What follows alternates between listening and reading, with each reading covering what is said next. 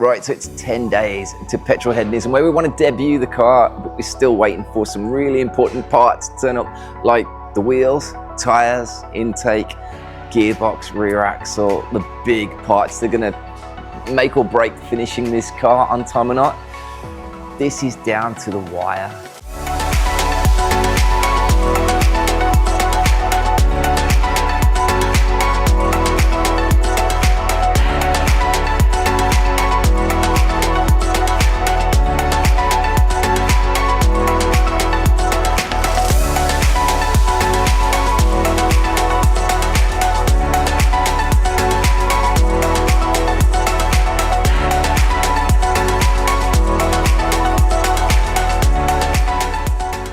So as you would have seen in the last video, we've got the panels all flatted back and polished to show condition, looking perfect.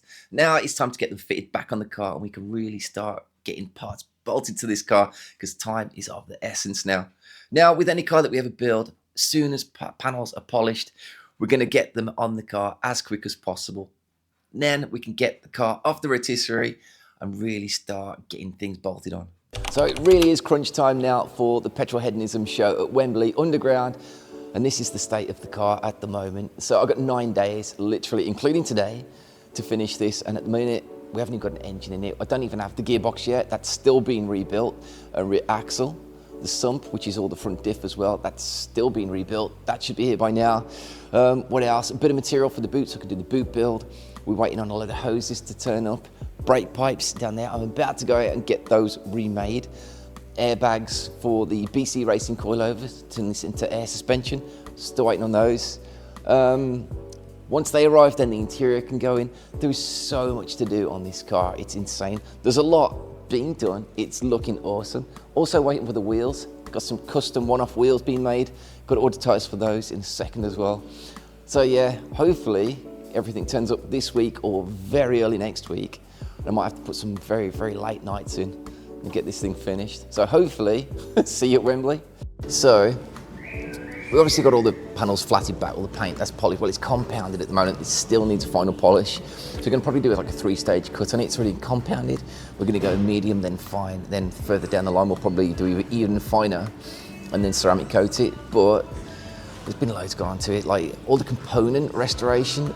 That's what's been the shocking thing actually on this, because you strip the car, and yeah, we knew everything needed to be gone through, but I've probably gone over the top. But it just took a long time to get all the components, like the ABS pump, the wiper motor, everything has been taken apart, plated, painted, Cerakoted, which is a different type of paint, and rebuilt, so everything's greased up. So everything literally is almost better than new. Everything you're gonna see anyway. Literally, then things I haven't stripped is the wiring out the inside. Everything else has come off it. All the trims, we're polishing all the trims up before they go back on, cleaning all the clips, all the wiring plugs, all that's been cleaned up and steam cleaned, and we've re-loom taped all the loom. We've gone through it, and it's getting to the point now where I'm waiting on tires, wheels, the important stuff, airbags. So it came with BC Racing coilovers. We're converting those to airbags and putting air suspension on it. Waiting for the airbags to come. What else? Intake manifold. Yeah, oh, and the gearbox, main thing, gearbox. So yeah, we've got 2 weeks to build it. So we're just trying to get as much on it as possible. We can do the interior so that when those important parts come, we can fit those, set the suspension. Obviously wheels, they should just fit, you bolt them on, it's the last thing anyway. And we still need the gearbox to put the engine in. So after we've done all of this, I suppose the next thing, build up the engine. Still got to paint the calipers. That's next, hopefully today. Changing the colour of the calipers. There's a lot left to do. Before we can get the brakes mounted, we've got to get the shocks and all the spindles built up, painted up, and ready to bolt on. So with the shocks, luckily, when I bought the car, it already had BC Racing coilovers. So they still look brand new, but they needed a little bit of cleaning, a little bit of painting here and there, looking absolutely spot on again. So unfortunately, the airbags still haven't arrived. So I took the decision to literally just run coilovers, Now that in itself took a bit of time because the coils, they always go rusty. Now these things aren't even old, but they were still rusty. So we had to blast all that back, paint those up so they're looking brand new again. Now I was lucky enough that the car came with 8-pot D2 calipers on the front and 6 pots on the back. Now these brakes are awesome. They're quite expensive as well, so I was really lucky the car came with them, but they've been sat for quite a while, looking tired, and the discs were pretty rusty. The fronts were quite badly pitted. So what we decided to do, completely de-rust them, blast them back in the light blast in my blaster, de-rusting solution, paint them black with Cerakote, then had them skimmed. So literally they are looking brand new again, ready to bolt on. The calipers, they'd been completely stripped down, blasted again, and painted in a custom gold color to match the bolts on the wheels. Now these things look sick. Okay, so I'm just about to start the air install on the R33 GTR. Now while it's all being built up, I'm trying to do the bits that I need to do, so that is the air install, which is really cool. I put air on most of the cars that we build here. I've got it on my Carmen gear, I'm putting it on this. Now I've just taken it off my Aston DB9 to put the management system onto this, mainly because I'm selling the Aston at some point this year, but may as well just stick it onto this. So we got the 2 compressors, Via compressors. I've got the air tank that's at the polishers, that's going to come back, and that's going to go there, which is part of the boot build that you might have seen, which is a few videos back. What else we got? It's airlift performance 3H. So I'll probably just be using it as a pressure system on this one. I'm not going to be tracking it. I'm not going to be ragging it around the streets and things like that. It's a show car. So although it's a 3H system, I've got all the 3H sensors. I don't think I'm going to be fitting them. I don't think it's worth it for what I need of this car. So I just started the install. Now I've already put a little false floor in the bottom there to make it a level plate, basically, just to stick the compressors on. That's in the spare wheel well. I'm not going to be running spare tire anymore. That's going to have the cover on. So luckily the compressors sit just below that boot floor level, so it's all going to work out quite nicely. They're going to get fastened down to the boot. Wire those in. Luckily on this car as well, the battery is just there, so the wiring is fairly simple. I'm going to have a remote which is up front, that's on the cable. I'm just going to have it loose. I'm not going to have it fit into the dashboard or the center console or anything like that, which I've done in the past, and it looks pretty trick. But for this one, I want it hidden out the way. So I'm just going to probably keep that under the driver's seat or something, just on the lead. So yeah, first things first, it's just placing everything. Next thing I'm going to do is run pipes so that we can get the carpets in the car as well. Speaker cables as well, the same thing. So there's a few jobs to do at the same time on this one. First thing to go in is the compressors for the air suspension on that false floor I made for the spare wheel well.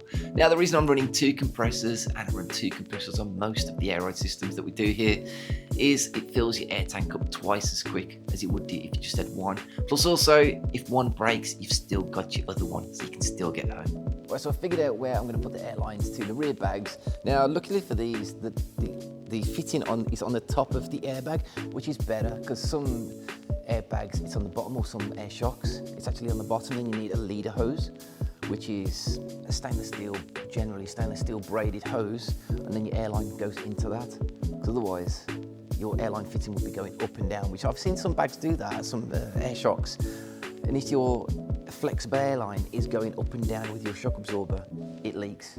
They're rubbish. It's a stupid idea. So in the past, I've had to actually get leader hoses made, which is, like I said, stainless steel flexible hose. P-clip that to your inner wheel arch, and then your hose can go to that. So your joint is actually fixed and that never moves, so therefore it doesn't leak. Luckily for these, like I said, the airline fitting is on the top of the bag, so that's solid constantly.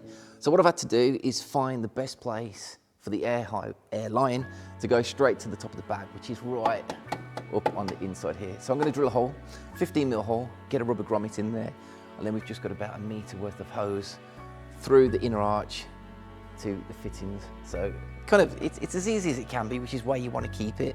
Everything's hidden, everything's out the way, nothing's going to get caught, nothing's going to move. Fingers crossed, we don't get any leaks. Now this is one of the jobs I've been looking forward to for a long time. Now the full interior was done by Hawks Auto Works in full Alcantara. I'd always wanted to get a dashboard trimmed in Alcantara. Now the whole thing is trimmed. Dashboard, new bride seats, everything, and it looks awesome. Now it gives it a plush feel, but also with the bright seats, I painted the backs up in a matte body colour just to give it that little race car feel, because it's still a Jap car, although I wanted that plushness and the show condition part of it. And I just think this brings it all together and does everything, and it's a really nice place to be. Now this is one of the biggest single jobs on the car, in the rebuild anyway. It's probably 2-3 days work in total. So at the same time as putting the dashboard in, I've got to make sure all the cables are in the correct place.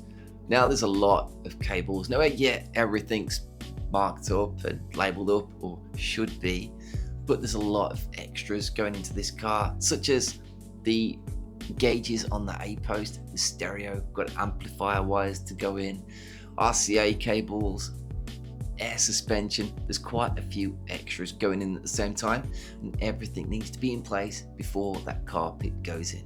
So once that's in, it's just a pain to run anything else. So at this point, we still don't even have a gearbox, rear axle, any of that, but we've got to prep to get that engine in as soon as it arrives. So first thing to do is to prep the engine bay. Now, it might look quite simple. Fuse box in the corner, overflow bottle, wiper motor, but the thing is, all of that needs restoring first. Now, even things like wiper motor, ABS modules, all the rest of it, they've been fully stripped down, rebuilt, restored. Got to check that they work first where we can, and then install them. So there's countless hours gone into restoring the parts before you can actually bolt them to the car. Intercooler, all the brackets for that, and radiators, everything needs restoring first before you can then do the simple job of bolting it to the car. But it's starting to really come together. Final piece of the puzzle on the front is that front bumper. Now, with a carbon splitter at the bottom as well, that gets bolted up first, canards on the side. Now the car is starting to really come together. I've been waiting a long time to see that front bumper on this car. Next, I can't wait to see that bonnet on. This is really going to bring this car to life. Okay, so I'm starting to put all the boot build back together now. Now, of course, this was all made when I did the boot build, so luckily I know where everything goes. All the tank and the brackets are in now. Pumps are mounted on the board. Pipes are run front to back. I've got all those in because I wanted to put the carpet in and put the interior in the car.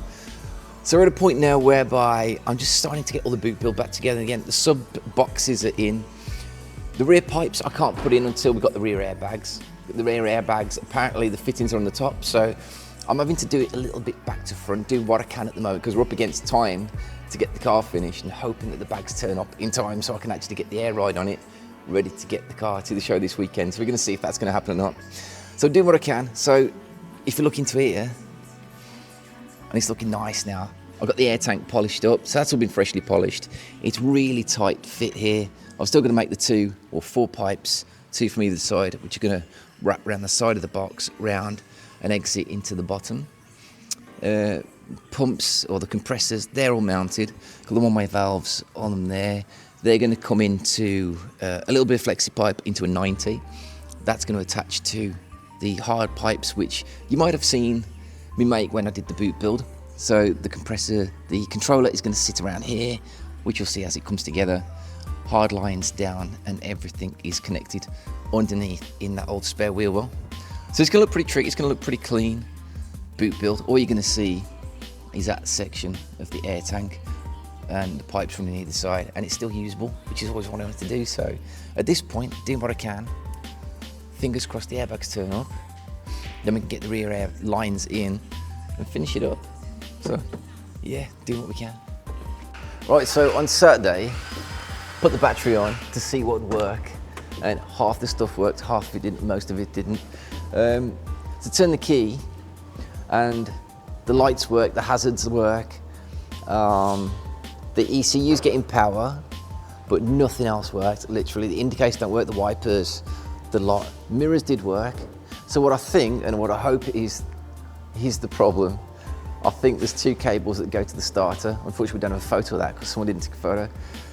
We take photos of, hopefully, everything. We take photos of everything apart from starter motors when we strip cars. And I think what it does, you've got a cable from the battery to the starter, and it links off to a couple of little things that work still. And then there's another cable which I think feeds the fuse box, and obviously the fuse box feeds everything else. So fingers crossed, I'm going to put the two cables together now. We're not ready to put the starter motor on yet because we're still waiting for the gearbox. I'm going to put the two cables together, put the battery on, fingers crossed everything works. Then I can try the electric windows and then we can fit up the doors and everything.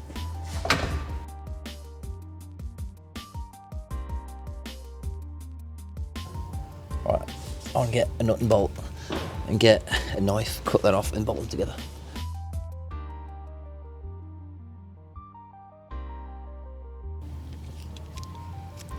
Usually that would just bolt straight to the starter, but because we can't put the starter in yet, you cannot link them. Put a bit of insulation tape around it so it can't touch anything. Put the battery on and hopefully nothing goes bang.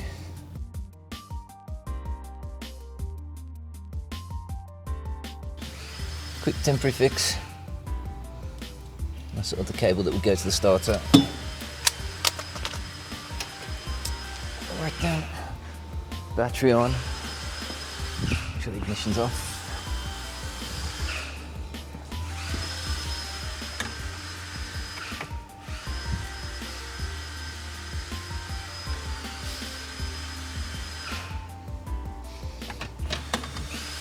Turn the key and see what happens.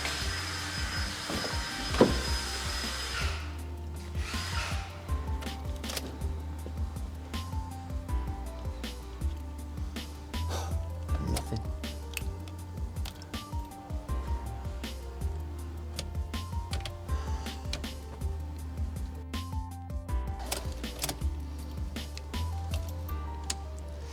That's not good. That's not what I expected.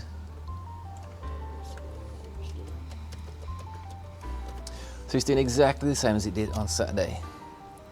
So there's a plug down there that's just not plugged in yet, that links everything that I haven't even looked at yet, because obviously the engine's not in. So there are a few plugs that aren't plugged in yet. And every plug that we found for the dashboard is plugged in now. So I don't believe there's a problem in here at all. So I'm hoping there's a problem down there, just something not plugged in. It's got to be something simple because we haven't changed the wiring. All we did was take it out and put it back in again. But I expected that to work. All right, so I think the problem is the immobilizer, because it's been that long since I started the car. I forgot I got an immobilizer. I knew I got an immobilizer, but I in my head, I still thought you'd put the ignition on. So the ignition lights, push the immobilizer button, and then it could start the car. So it just stopped you starting the car. Looks like now it actually stops the ignition. So I literally just pushed the button on the alarm fob, and I got a few faint lights on the dashboard, but the battery's dead. I think the battery's actually gone. I think it needs replacing, unfortunately, because it was saying it was charged this morning and it's got nothing in it at all. So we'll stick this on and see what happens.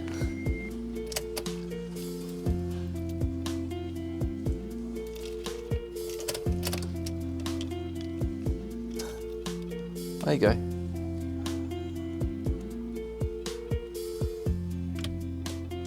Indicators. We're onto something. Check the indicators.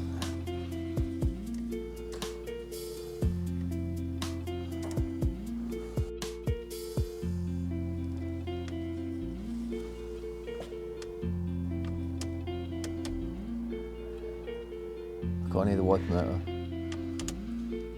Wiper motor's plugged in, isn't it? Say again, sorry? Wiper motor's plugged in, isn't it? Wiper was plugged in there, but the arm's not attached. I can't even hear it. Again.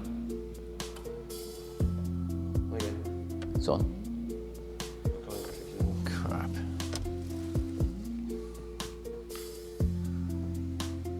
So that's been rebuilt, hasn't it? Yeah. It's on, mate.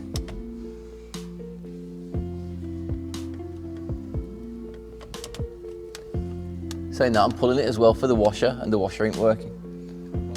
Yeah. That's got very electric stuff. I guess so. Right, so it was a late one last night. Next day, we got 3 days left to finish this thing. It was a late one. We had the electrician in yesterday. He was taking till 8 o'clock. We had problems. some of the bits didn't work. The stereo didn't work, the wipers. What else? The clock didn't work. 3 stupid things, but we kept tagging a fuse that was blowing. So we found the plugs that weren't plugged in. And he's worked through that. The wiper's working now, but the wiper's still got a problem with it. That doesn't matter for the show. We'll have to fix it after the show. He's only working on fast. So we think there's something inside it, probably just not making contact. Probably an easy fix, it's just finding it. But this morning, I've literally found the reason why a fuse was blowing, and it makes no sense at all. Honestly, it makes no sense. We had 3 cables, which people have put them in the past. It's not standard to put an earth for the stereo. Something else, don't even know what it is, and one of the clocks. They'd all come down to a screw, which you'll see, which was fine. We got photos of that. That's exactly how it was earthed before. One of those earths is now live and blowing the fuse. So I've took that out, and we don't know why it's live now or back feeding through something else. It makes no sense. But I don't think it does anything because everything now on the car works as far as I know. So we're gonna turn the key. Stereo did work 10 minutes ago when I just, the alarm might go off now. We've got a low battery, I'm gonna have to plug it in. Yeah, okay, the clock works though, and I know that stereo is going to work. We'll chuck a fresh battery on, and I'm hoping that stereo works. Then I can see if the amp works. And if that works, I can put all the dash back together again. Put the door cards on and start putting this thing back together. So I mean, that buzzer never used to work before either. I'm onto something.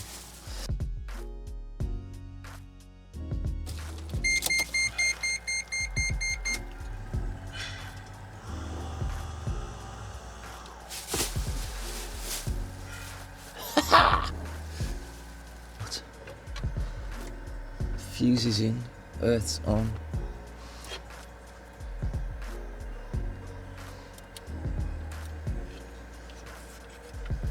Alright, I don't have 12 volts to that, I need my tester.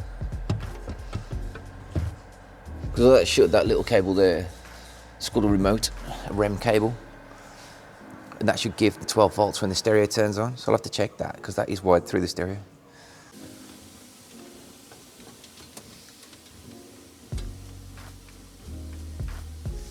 Yeah, nothing there. So we've got 13 volts on the battery. There's nothing to turn the amplifier on. So I'll have to have a quick look at that now. That's an easy fix. We know we've got power to the stereo. We know it's turning on with the ignition and we've got permanent live to it. So all I need to do is find out why that cable's not making contact. Amp will turn on and we should have some sounds. Let's see what this thing does. I can't remember how to use this stereo. At least my aerial works. That's just turned on the amp. That's just turned on the amp, that is. Yeah, cool. Alright, cool. I don't know what that didn't do before when there's power to the stereo. I thought if you turn the ignition on, the stereo's got power that'll automatically put power to the REM cable or to the aerial cable. So electric aerials and stuff like that, you wire them up to the, you can wire them up to the same cable basically.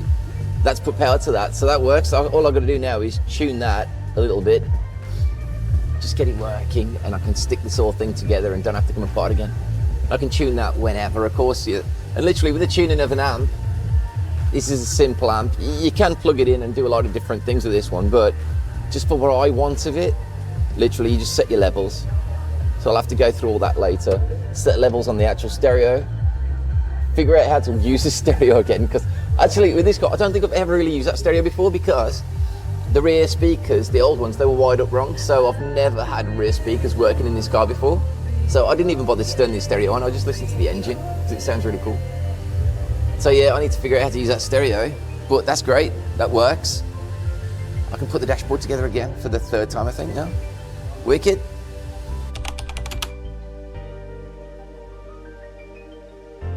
All right, wheels are here. Now this is again, it's like another Christmas to me. Now these I've been waiting for what, 3 months of these. So I designed these myself. I've had a few ideas of a wheel that I wanted. And I didn't want to, I've had the raised wheels, the car came with raised wheels. Those wheels look wicked on any Skyline, any Jack car. I wanted something different though, because I've had the raise. Wanted something different. So I took a risk, and I hope they suit the car. I've seen pictures of them, and in the pictures they look cool. I hope to God they fit, because I've measured for them. So they should fit a little bit out from the arch, a little bit further than the raised did.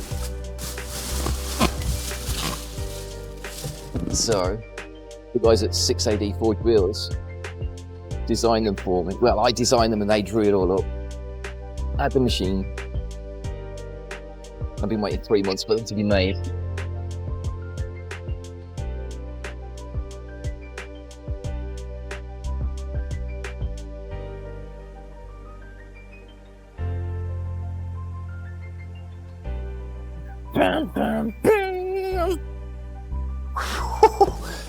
That's a bit of bling.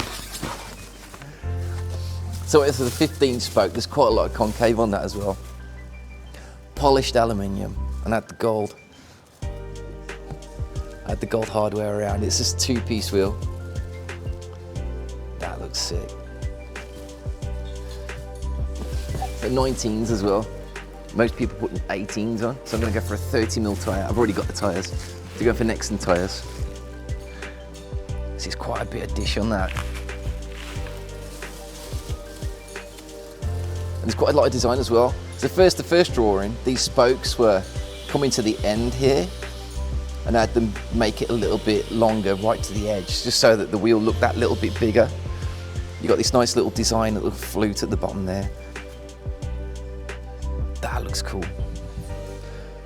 And the wheel that I found originally was like a 20 spoke wheel. I was like, it's too many spokes on it. So let's bring it down to 15 spoke. And it gave us, instead of that design all the way around to create 20 spokes, it spaced it around a little bit and had the extra one put in there. That looks cool. Yeah. I hope it fits. Right, which part do you want me to go off? Well, it's worrying me already because I'm looking at the size of them and Damn, they are wide. this is really scaring me now because I don't know, mate. I can go off the suspension bottom one, can't I? No, I can't. Go off the shop mate. We can't because it's too This is the inset. wheel. You can't go off underneath. No. Yeah. I bet. Do you know what the easiest way is? Just to get the car a bit higher on the stance. Because you can't go off anything because the wheel won't be able to go on, will it? I could just about get the wheel on. Have you got clearance? This is so scary. Grab the bull by the horns. Oh, mate, they don't. Darren. Is that touching on the inside? You are.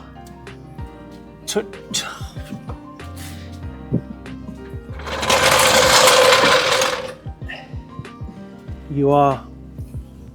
Oh man, that's fucking touching on the inside. On the bottom arm, the wishbone, or whatever you want to call it nowadays.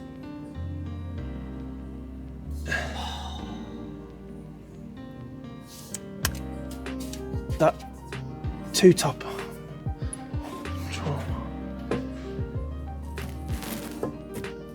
Silly question.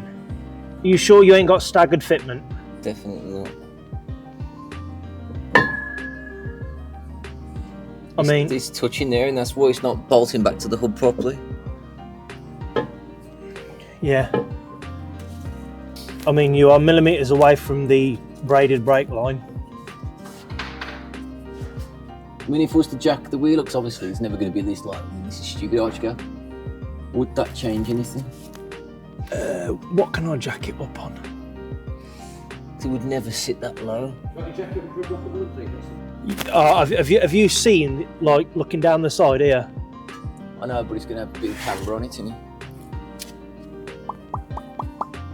you want to get that the jack and jack up off the mount? And you'll be alright with the stand on that side.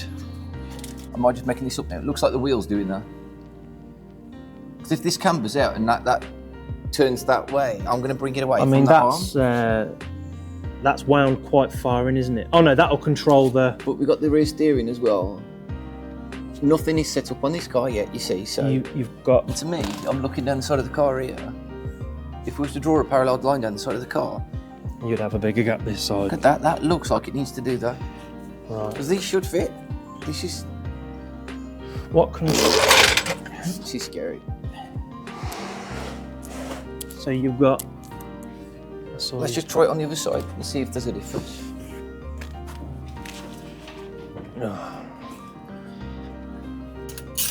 The top ones are just the camber, aren't they? Camber and caster. Yes, sir. And the rear one will... Rear wheel steering, that is, isn't it? So it will... Yeah. And tracking, of course. Well, yeah, it is tracking. Okay, so this one fits bloody close. But you've still got a lot of adjustment on this rear on this rear arm. A lot. All right, so first trial fitment of the wheels completely scared the life out of me because that could be a very expensive mistake if I've measured up wrong. First thing to do was trial fit it on the other side because this side was hitting the bottom arm. There was no movement there at all. I mean, the bottom of the wheel, or the front of the wheel was hitting the bottom arm. On that side, luckily it cleared, so I knew I hadn't messed up too bad. All it is the fact that I've got hard race arms on this. I bought everything off hard race. So everything is adjustable. All the camber, the toe, the tracking, everything is adjustable. And this side is just way more out of alignment than the other side. Luckily, it fitted straight on the other side. And luckily, it's an easy fix. All we got to do is get all the tracking set up. That's it. Now the engine bay is pretty much all buttoned up. As much as we can do at this point, it's time to start building the engine up with all its ancillaries. There's quite a lot to go onto this engine, but a big part of that has literally just arrived. Now I've been waiting a long time for this. Can't wait to open this thing. All right, so this is like Christmas. This is my kind of Christmas anyway. We've been waiting a long time for this. So this, I'm hoping, is the intake plenum for the car. And you know, I didn't know whether to fork out and buy one.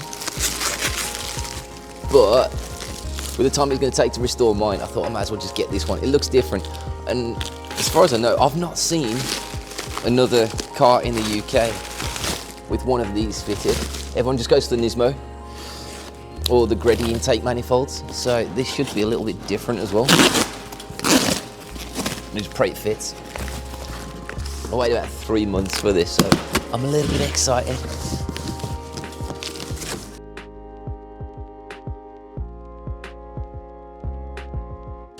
Oh, I can almost see it. Oh yeah, look at that. Oh, that's gonna look sweet. That looks cool. That is cool. That's gonna look badass on the engine.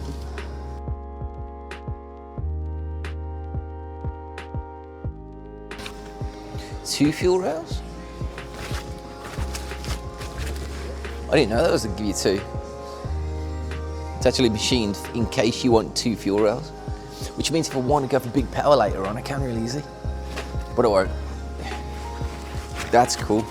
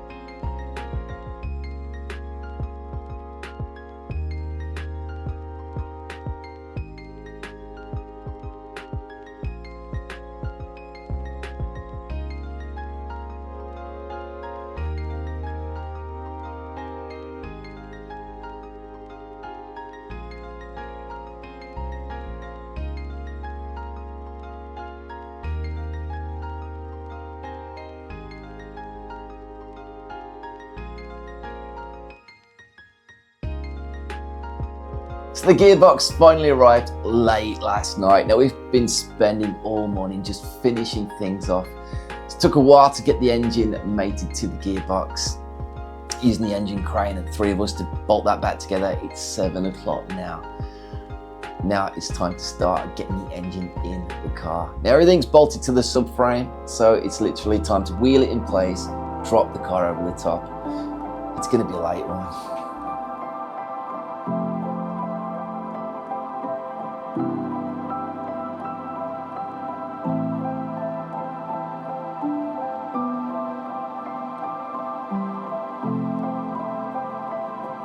They know everything about paint. Ladies and gents, Penning's Group winner is the DC Customs R33.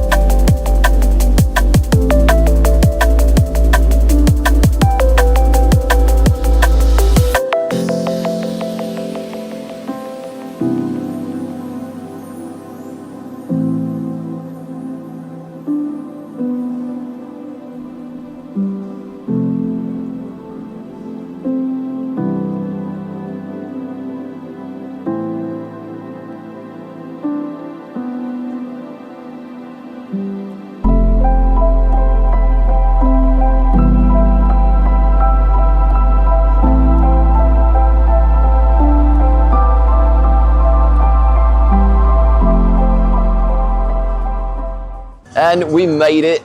I still can't believe that we actually did it by the skin of our teeth. This was touch and go at the start of this week. I didn't even think we was going to make it. We've had problems along the way like you always do, but we had no time at all. But you know what, with determination, long hours, thank you to the team. Honestly, this has been a true teamwork. Long hours yesterday, but we got here. You know, from a guy's building the stands so that we can put the mirrors underneath it. That was all built this week. The wheels turned up on Monday.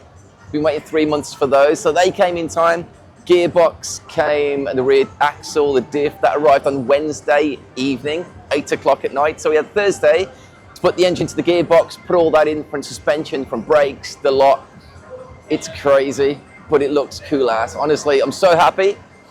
This is what's really cool, you know, building dreams. I've pictured this in my head for the last year and a half, and to see it all come together, it's awesome. So yeah, what a show to debut it at as well. So yeah, loving it. PETROLHEADism Underground.